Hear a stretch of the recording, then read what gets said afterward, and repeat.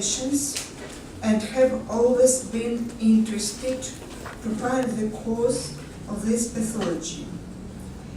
A great number of painstaking laboratory trials of the past decades have shed light on many stages in the development of allergic conditions. There is a little doubt, however, that the experience of a laboratory addressing the human body is especially valuable for the resolution of health problems. I consider that clinical experience naturally more important. In 2004, I analyzed a total of 46 case histories of patients with atopic dermatitis, 7 women and 39 children. As I studied their case, I was struck by one thing that was common to them. All the 7 women and the majority, 35 or 39 of the mothers of the allergic children, had a progesterone deficiency, a threat of miscarriage at various stages of pregnancy. Characteristically, the more marked the deficiency was in the mother, the more severe was the allergies in the child. Since that time, I first thought that progesterone deficiency in mothers caused corticosteroid deficiency in their children. I began looking for corroborated evidence in the literature and found in the internet reports about experimental studies on animals in the 1950s, 1970s that showed a connection between progesterone deficiency in the mother and pathological changes in the adrenal cortex of the fetus, which naturally led to glycocorticoid deficiency of the child, a condition that is present in allergies. I decided to try and treat allergies with potentiated progesterone and other homeopathic preparations known to successfully treat progesterone deficiency in expectant mothers. In doing so, I expected positive effect to take place when the distinctive features of the pathogenesis of progesterone coincided with the constitutional symptoms of my female patients and the mothers of the children on treatment. I started to prescribe progesterone 200 ch, first as a solution, 1 granule dissolved in a 1/5 glass of water by 1 coffee or teaspoon at an individual pace, and then in granules, 1-3 at a time. I want to present a case of treat of the patient with an atopic dermatitis.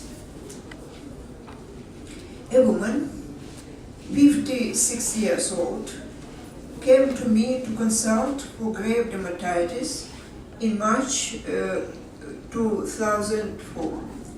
For 4 years running, the rash localized to abdomen, back, and extremities, especially palmoplantar areas, was accompanied by intensive itching.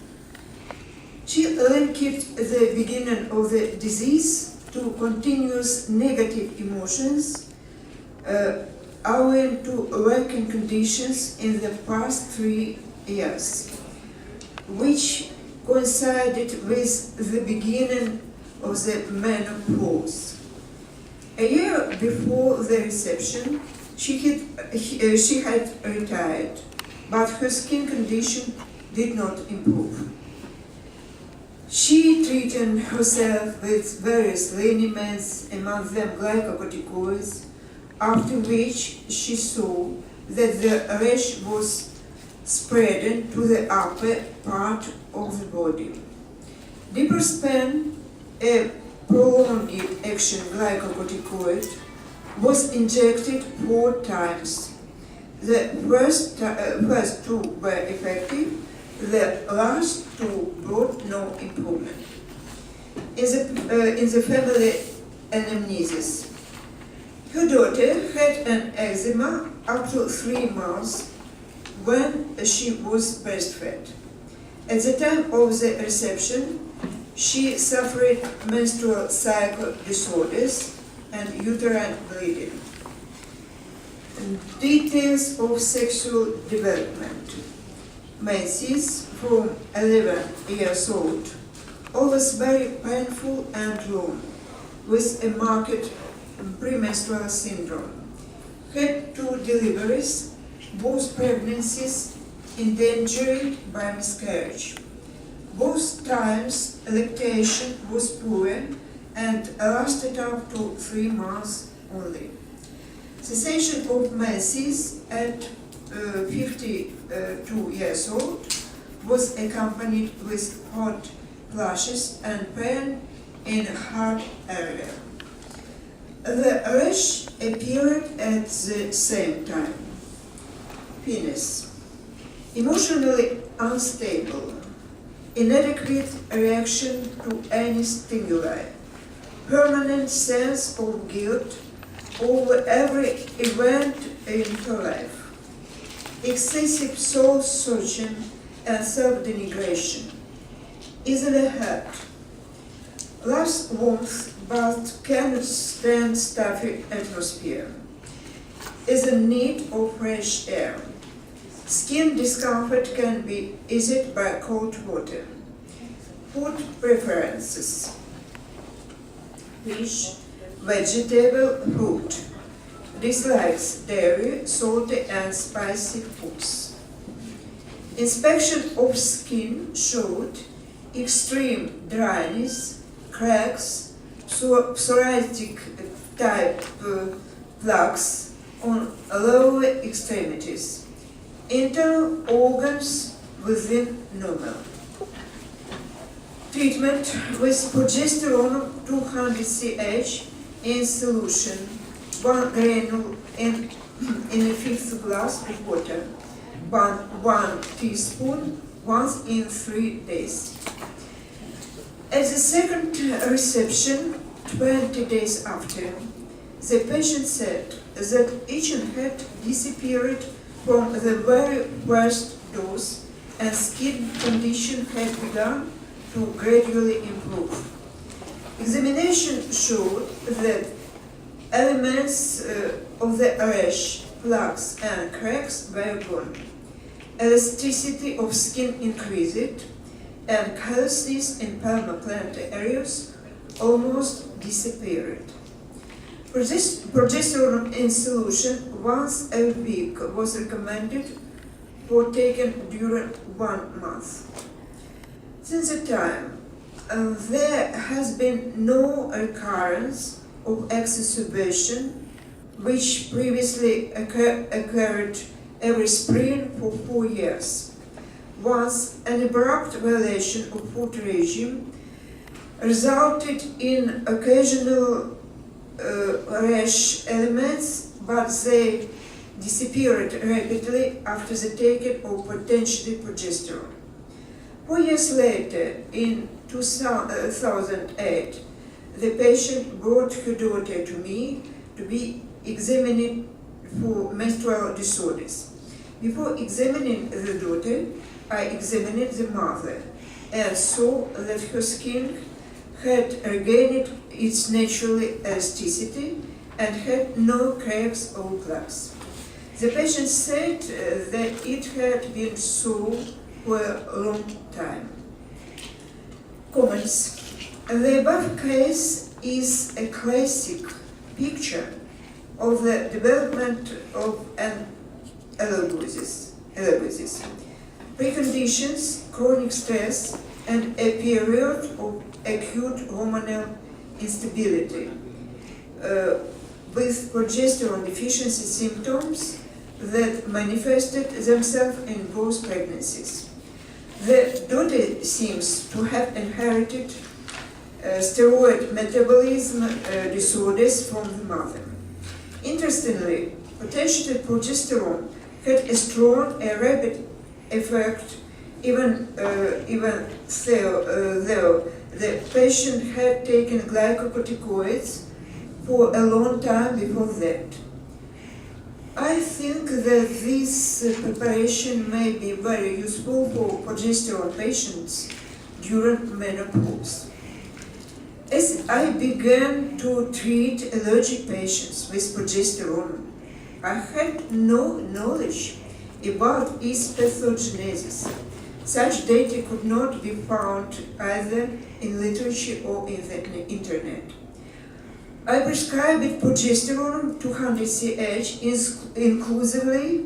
exclusively on the basis of present progesterone deficiency during pregnancy in allergic women or the mothers of allergic children. It was purely experimental therapy. In the course of treatment, some idiosyncrasies of progesterone-sensitive patients came to my attention.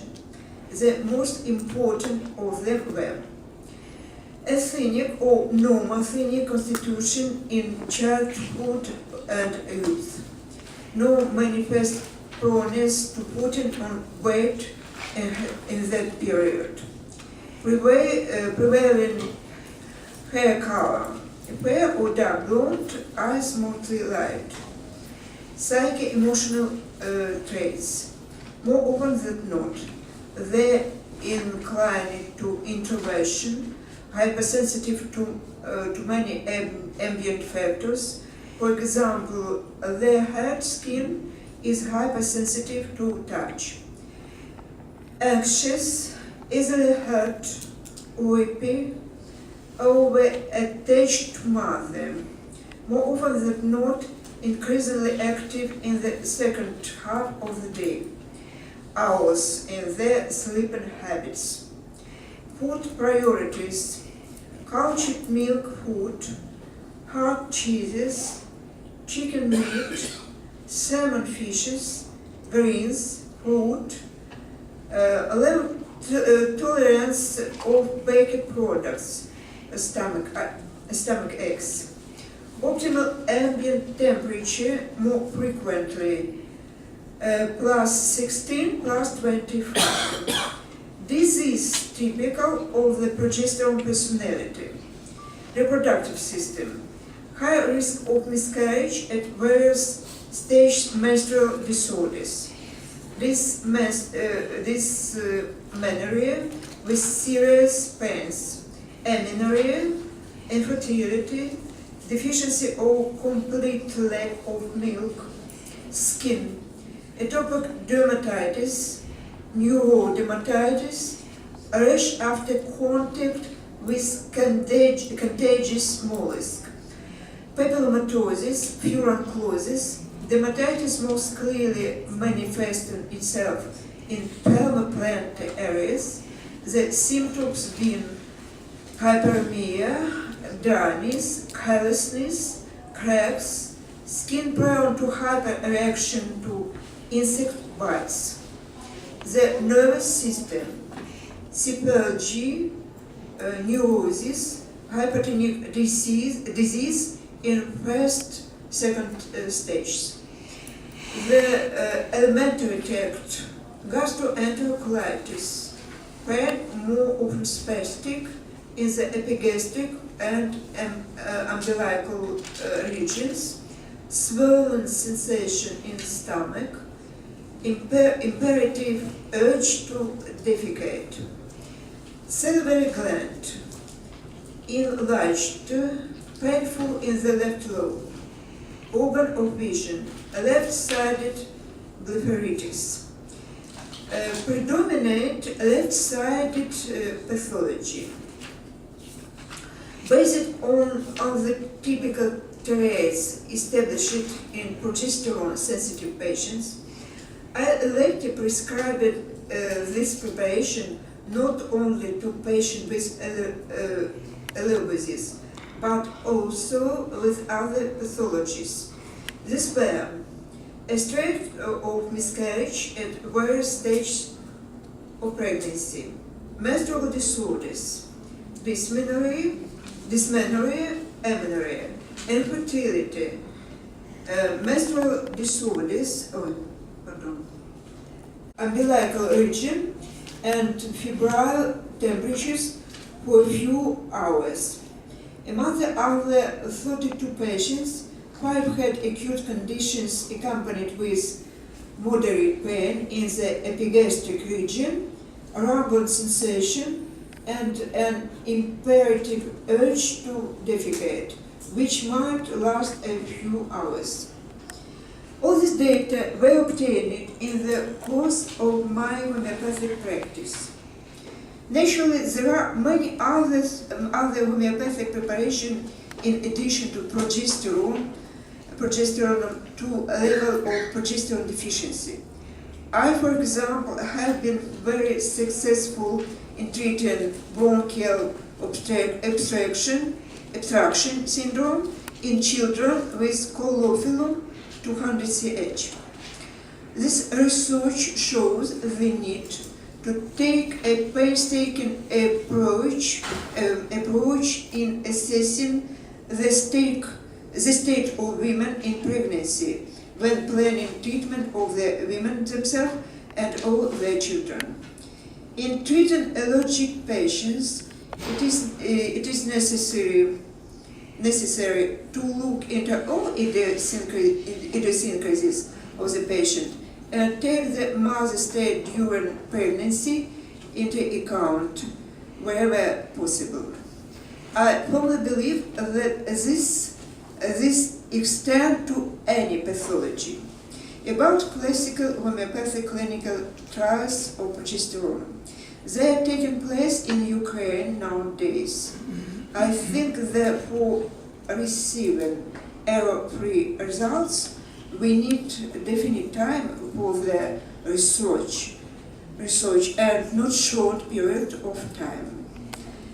There exists substantial clinical experience for progestins, a drug that has been tested in the global female population since the 1960s. Today, a staggering variety of side effects from their use on all body organs and systems is known. They are described in details in instruction for drug use and in the internet. These data too are part of the pathogenesis of progesterone. Recently, I have succeeded to read about pathogenesis of progesterone in the book Nature's Materia Medica by Robin Murphy. The pathogenesis of progesterone, according to Murphy, includes many states in which it is possible to use potentiated progesterone. Many signs of pathogenesis by Murphy is obviously similar to side effects of progestins. This information is helpful in treatment. The psycho-emotional